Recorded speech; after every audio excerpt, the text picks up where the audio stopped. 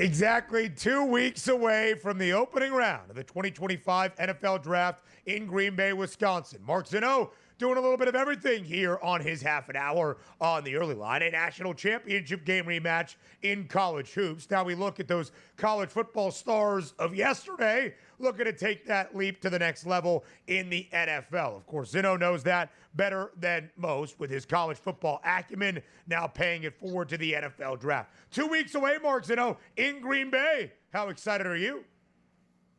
I'm nauseous as a Giants fan. I just can't wait to watch them screw this up again. I mean, they're an unserious franchise. They're a joke right now, and I have no idea what they're going to do, whether they would take a third quarterback because, one of the two quarterbacks that they signed already is concerned with giggles. He's here for giggles. He actually said that out loud in a press conference. Yeah, Jameis Winston said that. I'm here for giggles. Okay? Yeah, well, yeah, it's Jameis. He's the backup. You have the lowest winning percentage of any team in the NFL in the last 10 years, and you signed a quarterback who's here for giggles. I'm here for wins, not giggles, okay? So that's where the Giants are at this point in time. It's going to be an abject disaster, and I'm here for it all. DRS, you want me to go or you want to take the first question? Yeah, it's pretty good. Yeah, we need a lead up after that, Ben. Go ahead. Lead right into it. All right, we'll get to the Giants in just a moment, and maybe, would they ever invest in a quarterback at third overall after signing Mr. Giggles, Jameis Winston, and Mr. what's his name? What do they call him? Mr. Unlimited. Dangerous. Russell Wilson. All right, but we start at number 1 overall, the pick the Tennessee Titans hold at this moment. And Zeno, it has become rather clear Cam Ward is going first overall in 2 weeks. Minus 20,000 to be the number 1 overall pick in the 2025 NFL Draft. Are you comfortable with that strong of a number on Cam Ward to be one of one? Seems like that's what the Titans want to do at this point in time. Again, I think there are a lot of holes on that roster, but obviously they believe that Cam Ward is going to be a franchise quarterback for years to come. Look, when you have the number 1 overall pick, you have to swing big. That's kind of what the whole thing is about for the most part. And the Titans, I think, next year will win 4 or 5 games, regardless whether they have Cam Ward or not.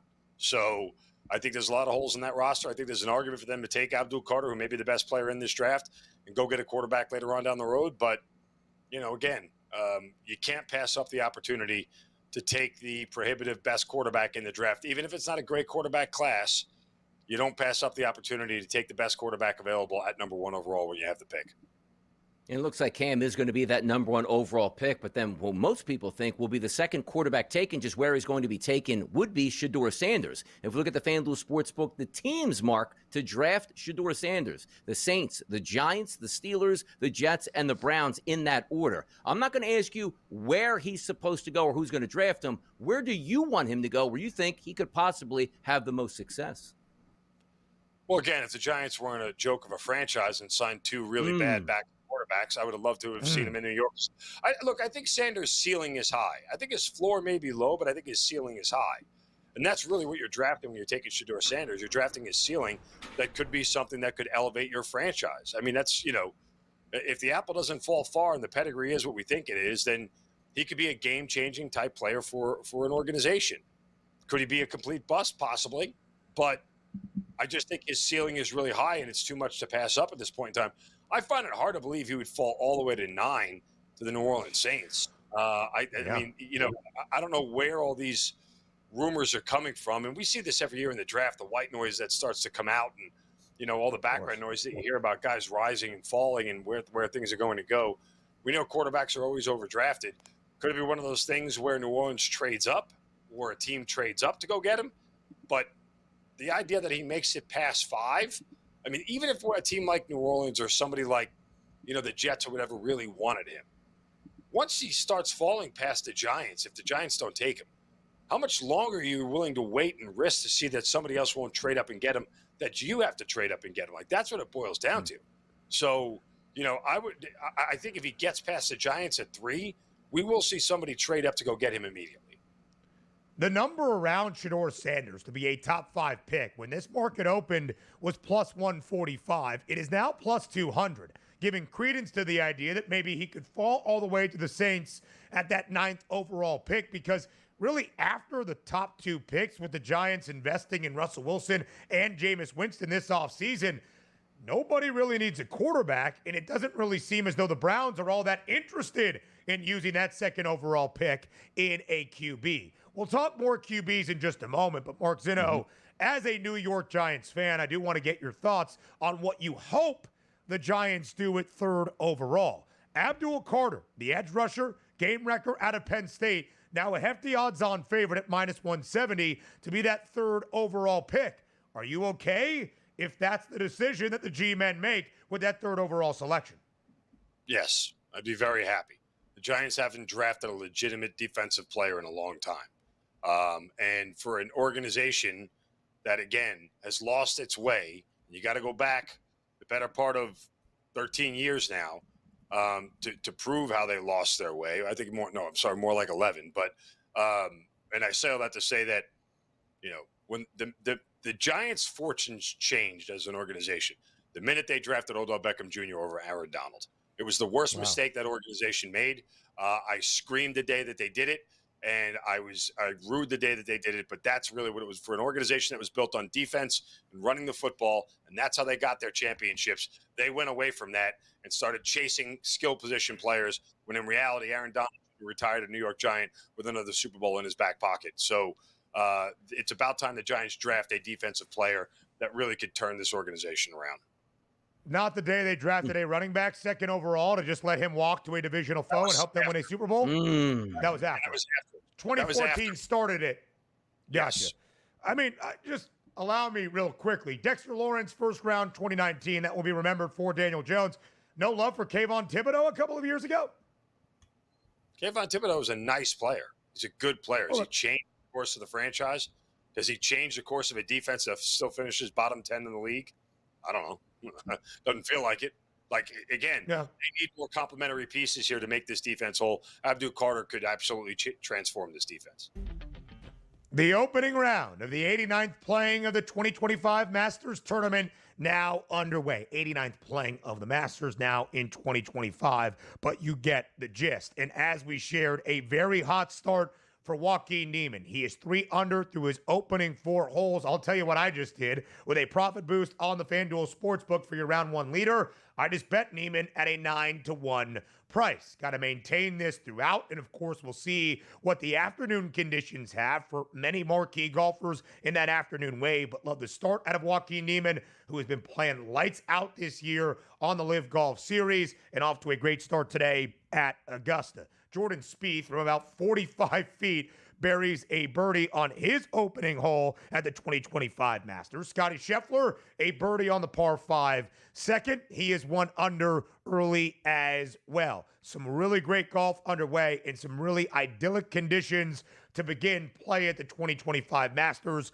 on this Thursday. Scottie enters as the reigning champ and the favorite at a 4-1 price, hoping to join Jack Nicklaus as the first golfer since the mid-1960s to win 3 green jackets in a 4-year window. The Golden Bear did so in 1963, 65, and 66. Scottie Scheffler hoping to do so in 2022, last year in 2024, and this year in 2025. And make sure you are paying attention, locked into your television screens, starting a little bit after 1 p.m. Eastern Time. Rory McIlroy, Ludwig Oberg, Akshay Bhatia, 1:12 p.m. Eastern for a great afternoon slate at Augusta to end out the opening round on this Thursday. All of the action we will recap for you to begin round number 2 on Friday morning here on the early line. Exactly 2 weeks from today, the 2025 NFL Draft begins in Green Bay, Wisconsin. Opening night, opening round, round number 1, exactly 2 weeks from now. Let's take a look at the top 10.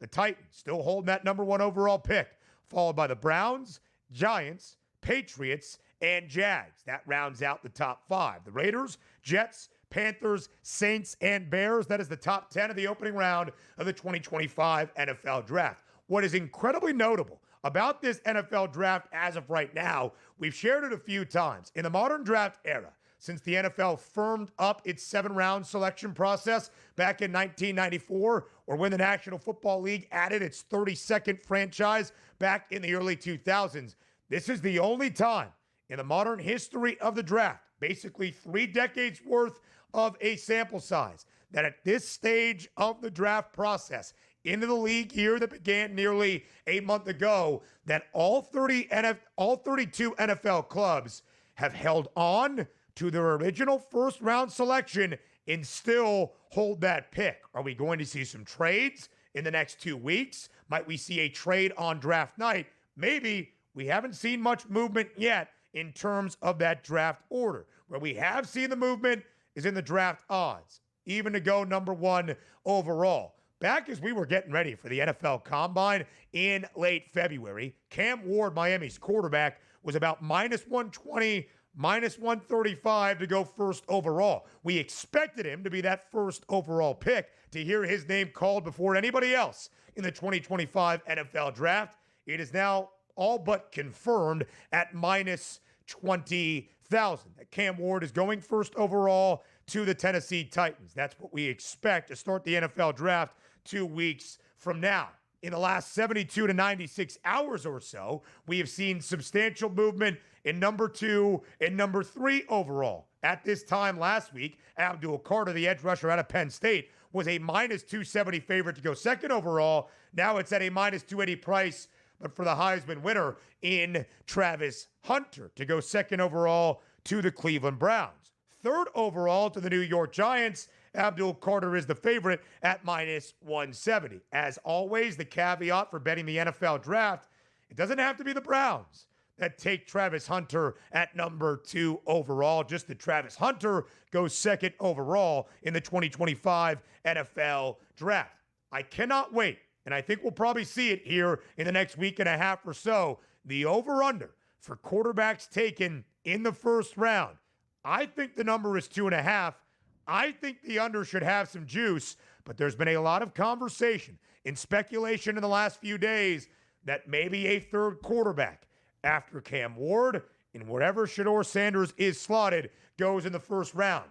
Is it going to be Jackson Dart, the QB out of Ole Miss? Some speculation around him, or perhaps the quarterback from Alabama in Jalen Milroe, who has accepted an invite to attend the NFL Draft in Green Bay. The early line returns tomorrow, 8 a.m. Eastern, here on SportsGrid.